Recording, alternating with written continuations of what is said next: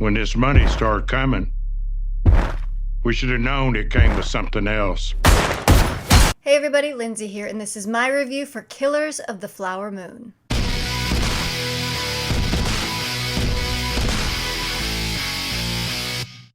Yes, we are here to review Martin Scorsese's latest epic. It ran 3 hours, 45 minutes, I believe. It's got people talking about bringing back the intermission. But we're not going to talk about that. We're just going to talk about what I thought about the movie. I was very excited for this movie. I'm a big Scorsese fan. It's one of about 5 that came out this year that when it was first announced, I'm like, I'm going to see that as soon as it comes out. And the basic storyline is it tells the true story about the Osage murders that happened in Oklahoma during the earlier part of the 20th century. The Osage found oil on the land that they were forced into, and so they became one of the richest, I think, per capita people in the world.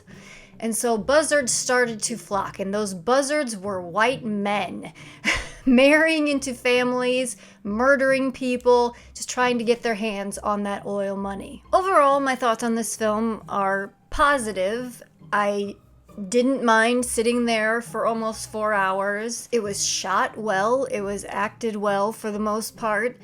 The look of this film is very, very beautiful. I love the color palettes, the lighting, the locations. They shot it on location in Oklahoma. The costumes, the vehicles, just everything looked really, really well done. And it's a very interesting story they're telling, and it's a very important story that they're telling. This Scorsese is a little more muted and contemplative, I would say. There still are flashes of the younger Scorsese in these movies like this and The Irishman. The way he handles violence is truly unique because it's so blunt and happens without a lot of fanfare, like it would in real life. And that's exactly how he handles it in this movie. Robert De Niro does an excellent job. He plays pretty much the devil himself. And there were some instances in a couple of scenes when he is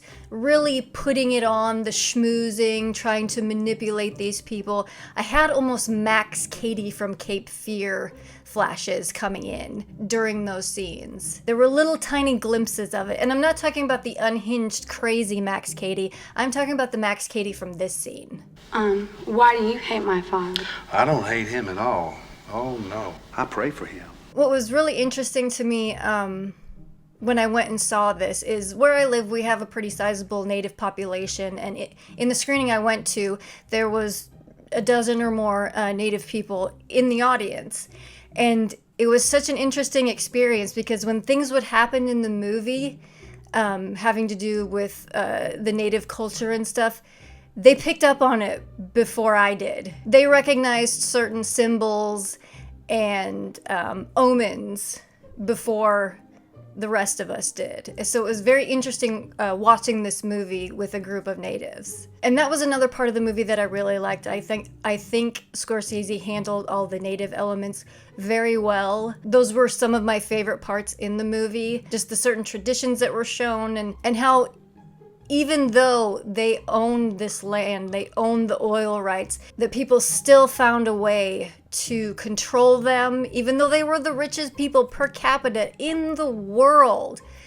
People still found a way to control them and bully them and murder them and steal this from them. And some of that stuff that they put in there is very subtle, like they had to have a white representative to access their money, some of them, and they had to get approval when they wanted to spend their own money. And another good sequence in the film is when they're talking about the lazy husbands, the husbands that would come in and marry the women, and they wouldn't do anything. They didn't have jobs or anything. They would just go drink and gamble and make trouble and do all this other stuff because they were just there for the money, and they were enjoying just that. I really enjoyed Lily Gladstone.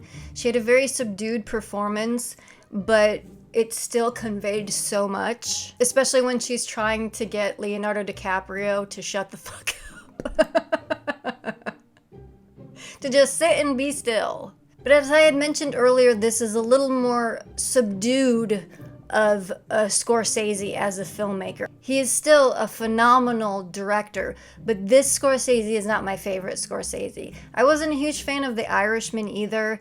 My favorite Scorsese movies are Cape Fear, Taxi Driver, all the stuff from the 70s, Goodfellas, Casino. That's the kind of Scorsese that I'm drawn to. And there was something about this movie as I was leaving that was bugging me, and I couldn't quite put my finger on it. Like, I've thought about it for a few days. Like, there's something in this movie that is keeping me from really getting my hooks in it and accepting it and loving it. And I think I've finally figured out what that thing is.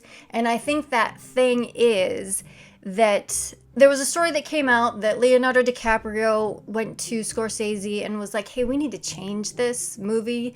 We need to refocus it and make it about the relationship between him and Lily Gladstone's character. That love story. That needs to be the heart of the film. That's what he told Scorsese, and Scorsese's like, oh, you're fucking right. Let's do it, Leo. Let's fucking do it. So they did it.